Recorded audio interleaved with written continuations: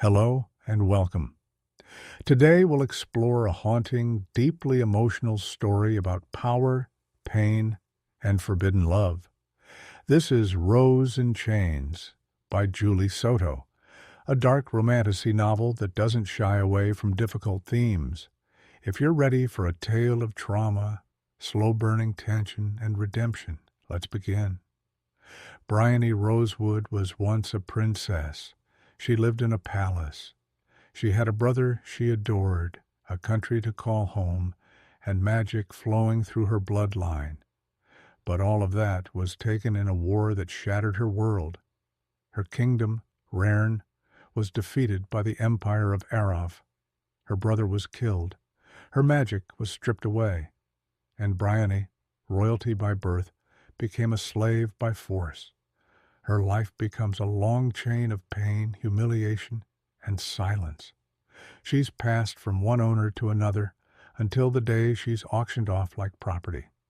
But what awaits her is not what she expects. The man who buys her is Tovin Hurst, wealthy, Arovian, cold, and, most surprisingly, her former schoolmate. Years ago, Tovin and Bryony were students together at the Arovian Academy. She remembers him from her past, awkward, quiet, curious. Now he's a powerful noble, and he owns her. From the start, something about Tovin's behavior is strange. He doesn't touch her, doesn't beat her, doesn't even let others speak to her. He keeps her locked away in his grand estate, giving her clothes, food, and silence. It's not kindness, but it's not the cruelty she's known either. And Bryony doesn't know what to make of it. She hates him. She wants to escape. She wants her power back. But as days pass, the house becomes a strange kind of prison, not one of chains and whips, but of tension, regret, and something unspoken. Tovin treats her with restraint, almost like he's trying to undo the damage of the world they live in. But he is still her captor. Bryony is not passive. Even without her magic, she resists in the only way she can. With her words, her silence, her presence. She studies him, she challenges him, she forces him to see her as more than just property. And as they spend more time together, something begins to shift. Tovin isn't just the cold aristocrat he pretends to be. He's a man consumed by guilt, haunted by his family's role in the war, torn between duty to the empire and something softer, something that reawakens when he looks at Bryony. He remembers the girl she once was, and he sees the woman she's become.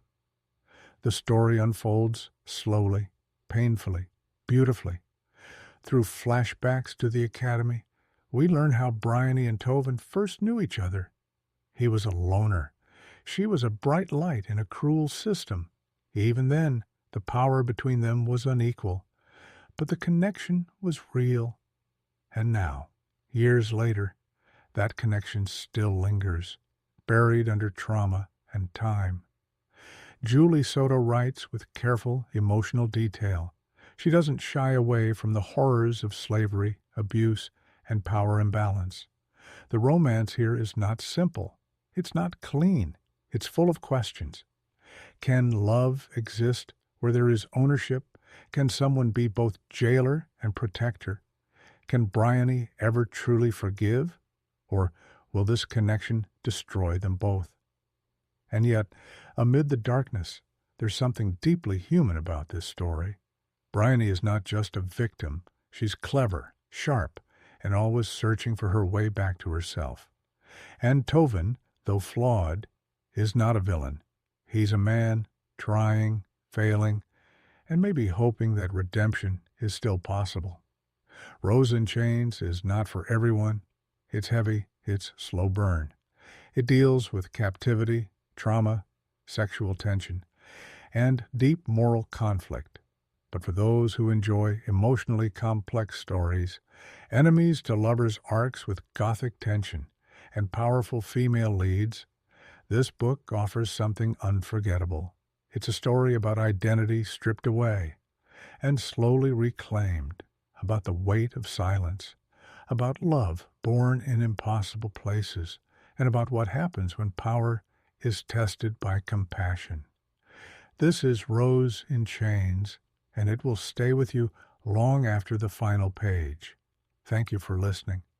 If you enjoyed this summary, be sure to subscribe for more dark romantasy and fantasy romance breakdowns. Let us know what book you'd like us to cover next. Until then, take care and keep reading.